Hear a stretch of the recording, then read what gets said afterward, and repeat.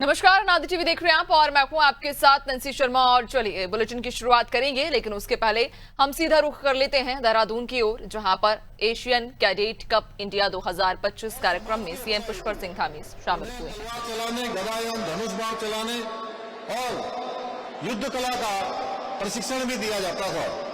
प्रभु श्री राम और उनके अनुज भाइयों ने गुरुकुल में न केवल शास्त्रों का ज्ञान प्राप्त किया, बल्कि शास्त्रों के संचालन और युद्ध कला का भी कठिन प्रशिक्षण प्राप्त किया।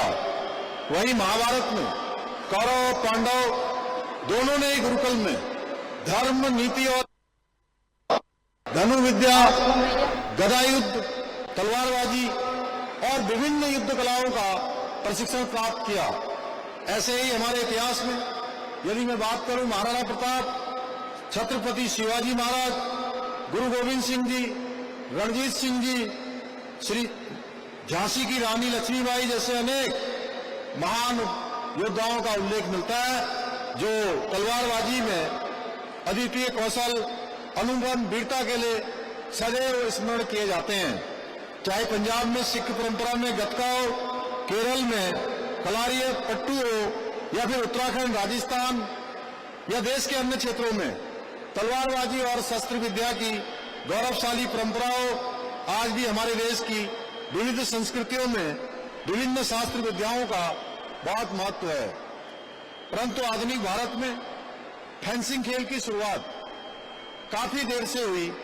अन्य खेलों की तुलना में फेंसिंग को उतना प्रोत्साहन नहीं मिल पाया, लेकिन कुछ वर्षों में फेंसिंग ने तेजी से लोकप्रियता हासिल की है। अर्जुन अवार्ड से सम्मानित भवानी देवी के राष्ट्रमंडल खेलों और एशियाई खेलों में मेडल के बाद अब युवाओं का रुझान फेंसिंग की तरफ तेजी से बढ़ा है।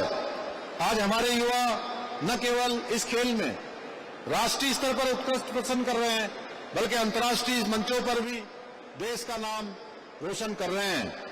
आज जिस प्रकार शूटिंग, आर्चरी और जेवलिन थ्रो जैसा खेलों में पूरे विश्व में भारत का परचम लहराता है, मुझे विश्वास है आने वाले समय में फेंसिंग में भी हमारे युवा उत्कृष्ट प्रदर्शन करके हमारे देश का नाम रोशन करेंगे, एक कीर्तिमान स्थापित करेंगे।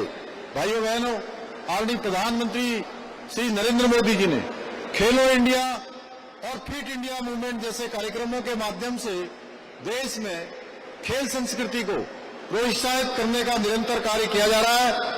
आज आदरणीय प्रधानमंत्री जी के कुशल नेतृत्व में भारत खेलों के क्षेत्र में भी नित नई ऊंचाइयों को छू रहा है और वैश्विक मंचों पर भी अपनी एक विशिष्ट पहचान बना रहा है। उनके मार्गदर्शन में ही हमारी सरकार प्रदेश में भी खेल संस्कृति को बढ़ावा देने और खिलाड़ियों को प्रोत्साहित करने के लिए निरंतर कार्य कर रही है। इसी वर्ष हमारे राज्य में हुई 38वें राष्ट्रीय खेलों के भव्य एवं सफल आयोजन ने उत्तराखंड को देवभूमि के साथ साथ खेल भूमि के रूप में स्थापित करने का मार्ग भी प्रशस्त किया है। इन खेलों में उत्तराखंड के खिलाड़ियों ने 103 पदक प्राप्त किए और 7वां स्थान प्राप्त करके एक नया इतिहास बनाने का काम किया। हमने राज्य में 517 करोड़ रुपए की लागत से विश्व स्तरीय इंफ्रास्ट्रक्चर विकसित करने का प्रयास किया है। इसी का परिणाम है कि आज उत्तराखंड राष्ट्रीय नहीं बल्कि अंतर्राष्ट्रीय खेल प्रतियोगिताओं के आयोजन के लिए भी एक महत्वपूर्ण स्थान बन गया है, जिसका एक उदाहरण एशियन कैडेट कप भी है, जो आप सबके मध्य में आयोजित हो रहा है।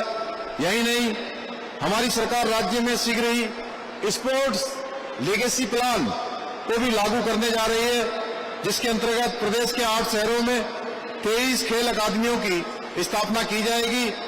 इन अकादमियों में प्रत्येक वर्ष 920 विश्व स्तरीय एथलीट, 1000 अन्य खिलाड़ी उच्च स्तर का प्रशिक्षण प्राप्त करेंगे।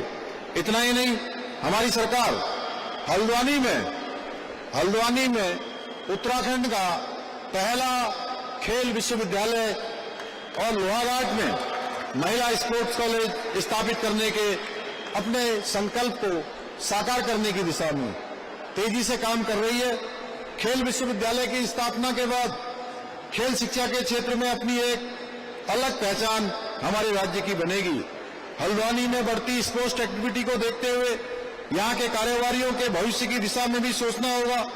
खिलाड़ियों और पर्यटकों की सुविधा के लिए यहाँ अच्छे और बड़े होटलों के निर्माण की भी आवश्यकता है। हम पंतनगर एयरपोर्ट के विस्तार की दिशा में भी कार्य कर रहे हैं। अभी मैं पिछले दिनों ही भारत सरकार के हमारी नागरिक उड़ान